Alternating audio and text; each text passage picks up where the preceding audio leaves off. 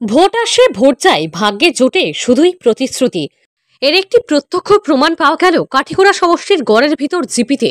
স্বাধীনতা সুদীর্ঘ বছর পরও কাঠিগড়া সমষ্টির গড়ের ভিতর গাঁও পঞ্চায়েত এলাকার অসমিয়া বস্তিতে বসবাসকারী স্কুল ছাত্রছাত্রী থেকে শুরু করে সাধারণ লোকেদের প্রাণের ঝুঁকি নিয়ে বাঁশের সেতু দিয়ে চলাফেরা করতে হয়। একদিকে রাজ্যের মুখ্যমন্ত্রী হিমন্ত বিশ্ব শর্মা বলেন, ভারতীয় জনতা পার্টির সরকার আসার পর রাজ্যে উন্নয়নের বন্যা বইছে, কিন্তু বাস্তবে কতটুকু উন্নয়ন হয়েছে সেটা সাধারণ মানুষের দুঃখ দুর্দশার কথা শুনলে বোঝা যায়।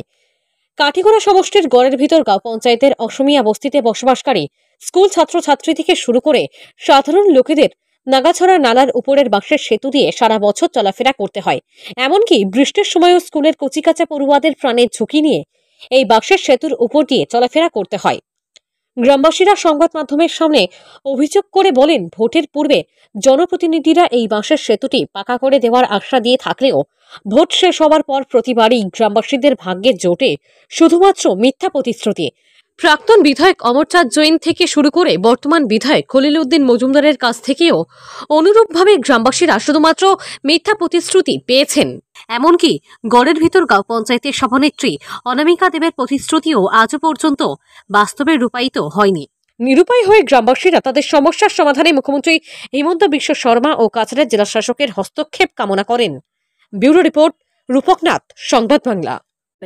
যেদিন থেকে নাইছি ওই দিন থেকে মানে দেখি এই কোনো ফুল নাই। হ্যাঁ, নিজেরা গ্রামের কয়েকজন মিলিয়া এই বাঁশের ফুলটা বানায়।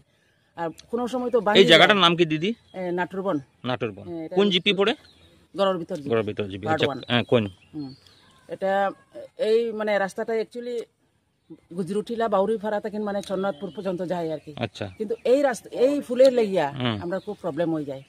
বর্ষাকাল হইলে তো হয়তো মেডিকেলে যাওয়া কোনো খুব অসুবিধা হয়। আচ্ছা, খুব প্রবলেম হয়। কেন সরকার এই পুলটা বানাইয়ে দেয় না? জানাইছুন না সরকারের কাছে? মানে আমার কইলাম না, আমি আমার বিয়া 33 বছর হইছে, প্রত্যেকদিন মানে সরকারে এক টিকলি পয়সা দেওয়া হইছে না। আচ্ছা আচ্ছা। এই গ্রামের বাসিন্দারা এত দুঃখিত, এত কষ্ট পাইতেছে, কারণ এখানে ছোট ছোট ছোট ছেলে মেয়েরা স্কুলে আসা যাওয়া করে এই রাস্তার উপর দিয়ে, এই পুলের উপর দিয়ে। আচ্ছা। বৃষ্টির সময় এমনও হয়, অনেক সময় এই পুলটা ভেঙেও যায়। পুল ভেঙে গেলে আমরা রাতারাতি আমরা সব মিলেমিশে পুলটাকে বানাতে হয়। আর ছোট ছোট ছেলেরা তো আসতে পারে না, আমরা হাতে ধরে করে ওরাকে এই রাস্তা পর্যন্ত নিয়ে যেতে, পিডল রোড পর্যন্ত পৌঁছে দিতে হয়। এটা হলো দুঃখ। এখানে ছেলেমেয়েরা এই জন্য স্কুল পড়াশোনা হয় না। বর্ষার সময় স্কুল যাওয়া আসা যাওয়া থামে যায়, স্কুল ক্লাস অ্যাটেন্ড করতে পারে না এই অবস্থার পরে। যার জন্য আমরা বারংবার অনেকবার এই আমাদের জনপ্রতিনিধি, এমএলএ প্রতিনিধি হোক বা পঞ্চায়েত প্রতিনিধি হোক, ওদের ভোটের সময় যখন আসে তখন আমরা এই রাস্তার কথা জানাই যে আমাদেরকে এই ফুলটা বানিয়ে দেন। এই ফুলটাই আমাদের এক নম্বরে দেন, তারপরে রাস্তাঘাট একটু পরে হোক। কিন্তু আজ পর্যন্ত এই ফুলটা হলো না, এটা দুঃখ রয়ে গেল।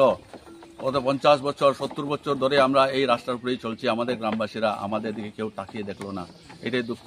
আপনারা কি বিধায়ককে জানিয়েছেন? কাঠিগড়ার বিধায়ককে আমরা জানিয়েছি। এখন বর্তমানে বিধায়ক হলো খলিল উদ্দিন বরবুইয়া না মাজার বুইয়া। উনি কি আশ্বাস দিয়েছেন? উনাকে আমরা আগে উনি নিজেও এসে দেখে গেছেন, সে আশ্বাস দিয়ে গেছেন যে ফুলটা হবে, কিন্তু আজ পর্যন্ত ফুলটা হয়নি। এই ফুলটাই আমাদের প্রথম দাবি। এই ফুলটা যদি হয়ে যায় আমাদের একটু সুবিধা হবে, ছেলে মেয়েদের, স্পেশালি ছেলে মেয়েদের রুগীদের জন্য একটু ভালো হবে, আমরা ভবিষ্যতে ভালো করে থাকতে পারবো, এটা আশা করি। এই জন্য আমি প্রার্থনা করি আপনাদের যারা এখন আজকে খবর কাগজে পাঠাবেন, আপনারা যে দিয়েছেন, এটা নিয়েছেন, এটাকে আমি প্রণাম জানাই। আর যত প্রতিনিধিদেরও প্রণাম জানাচ্ছি, ওরা অতি সত্বর এই রাস্তার ফুলের জন্য একটা কাজ করুক, যাহাতে আমরা ফুলটা অতি সত্বর পাই। দাদা কি নাম আপনার? আমার নাম পার্থ বর্মন। আচ্ছা, আপনি এই রাস্তা দিয়ে মানে এই বাঁশের সেতু দিয়ে বাইক নিয়ে যাচ্ছেন, তো ভয় করছেন? আপনার ভয় করছে। হ্যাঁ, কোনো মানে উপায় নাই, এখন করার কোনো সুবিধা নেই। মানে এটা কি মানে সরকার তরফ থেকে বানিয়ে দেওয়া হচ্ছে না? তো বহুত যারা রাজনীতি করেছেন এর সঙ্গে অনুরোধ করেছি, এদের কোনো দেয় না, সাহায্য দেয় না। তো আপনারা প্রতিদিন এইভাবে বাইক নিয়ে চলাফেরা করেন প্রাণের ঝুঁকি নিয়ে? আচ্ছা আচ্ছা।